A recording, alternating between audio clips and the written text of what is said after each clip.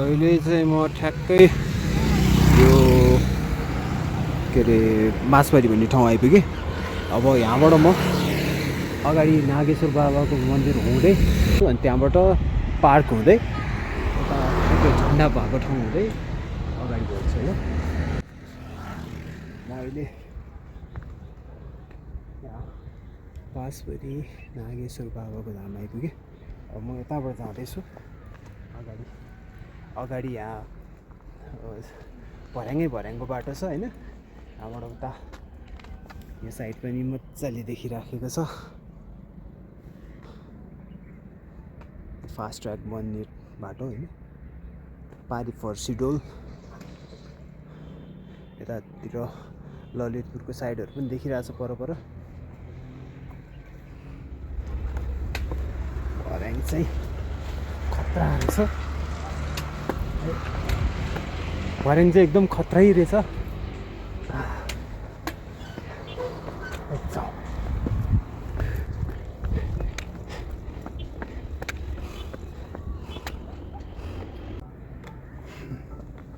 अहिले चाहिँ यहाँ नागेश्वर महादेवको थान आइपुगेको छु। बाँसबारीबाट करिब 5-10 मिनटमा यहाँ आइपुगिन्छ होइन। एकदम ठाडै उकालो रहेछ भर्याङ। यता बागमती नदी देखिराखेको छ होइन। त्यो साइडमा फास्ट ट्र्याक भन्ने साइड पनि देखिराखेको छ। ल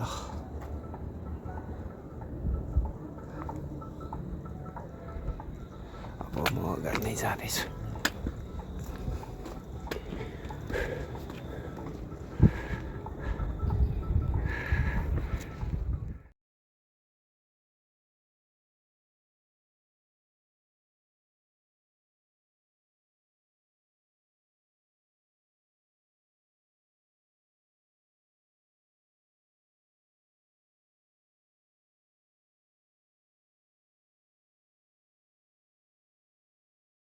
अब यतापट्टि महादेव मन्दिर है। हामी आएको बाटो चाहिँ यो, तर अब हामी यताबाट लेफ्टतिर लाग्छौँ होला। यो बाटो लाग्छौँ है। यो बाटो लाग्छौँ होला।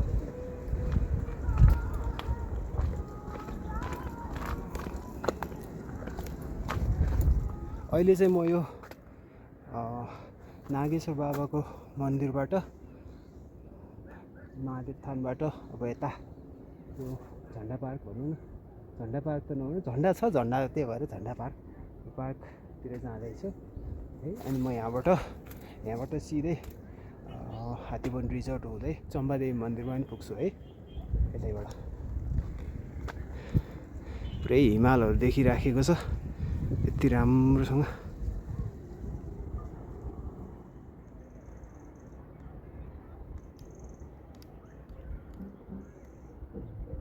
र यहाँबाट हामी सिँढी अगाडि त्यो पनि देख्नु होला होइन। झन्डा पार्क पनि देख्नु होला। अब यहाँबाट चाहिँ हामी सिँढी भएर अगाडि जान्छौँ है।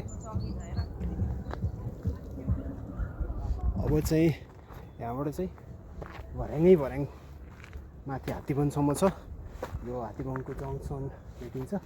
सो त्यहाँसम्म पुग्छु। अनि त्यहाँबाट फेरि अगाडि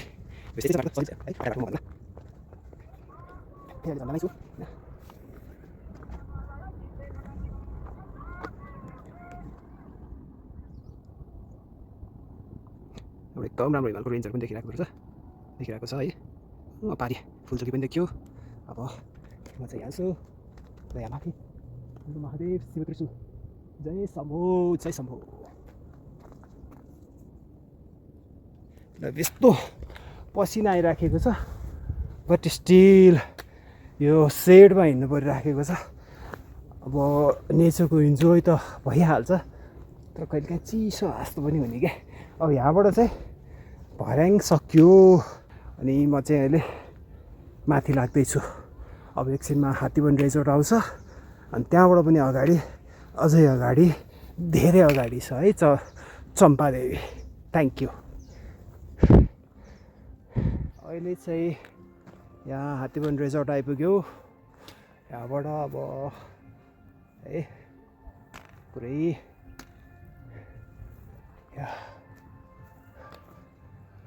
हात्तीबन रिजोर्टबाट अब हामी यो चाहिँ यो यो अगाडिको बाटो चाहिँ तल भन्छाङबाट आउने बाटो है। अब हात्तीबन रिजोर्ट यता पऱ्यो। अब यो हात्तीबन रिजोर्टलाई हामी राइट बनाएर यो छेउछेउको बाटो, यो अगाडिको बाटो, यताको बाटो सिधै जान्छौँ ल। सही हो।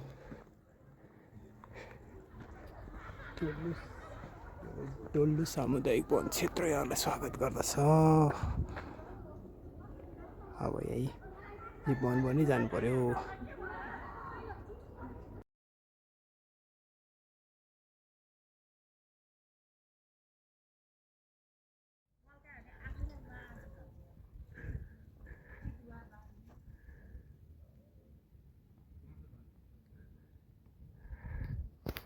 बाटो सिधा है।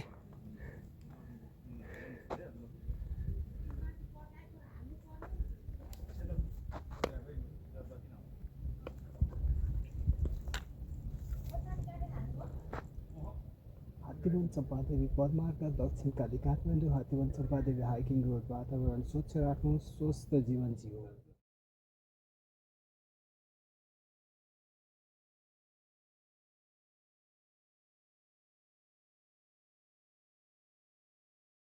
यहाँनिर ग्रेट वालमा छु, नेपालको ग्रेट वाल। नेपालको नभनु चम्पादेवीको है। चम्पादेवीको त यस्तो खतरा छ, नेपालको कस्तो होला।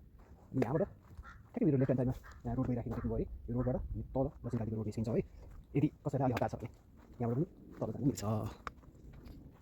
हामी चाहिँ यतै लाग्यौँ। अलिकति चुकिने ठाउँ रहेछ। यो चुकिने ठाउँमा चाहिँ राइट नगइकन यहाँबाट चाहिँ होइन यता आएर अगाडि लेफ्ट जानु होला ल। यो मान्छे आइराखेको बाटो जाने।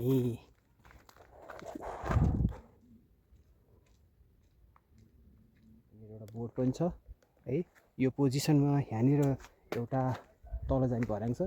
यहाँबाट चाल्नाखेल जानु मिल्यो है। टौद छेउछाउ भनौँ न। हस्, अब चाहिँ म चम्पादेवी आइपुग्न आँटेँ। मलाई पुग्नुपर्ने 2241 मिटरमा हो। अहिले म 2150 मिटरमा छु। So still going up stay. And यहाँनिर मजाले भर्याङ छ, बाटो राम्रो छ। You are welcome.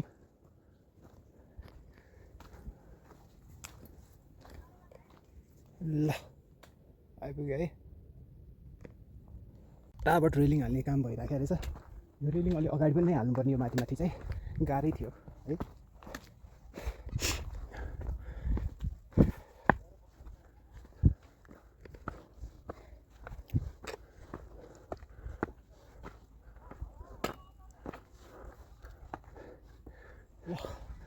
अब साथीहरू चम्पादेवी आइपुग्यो। Welcome to Champadevi. 2.5 घन्टा जस्तो लाग्यो।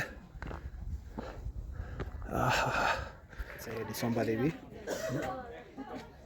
चम्पादेवी माताको मन्दिर।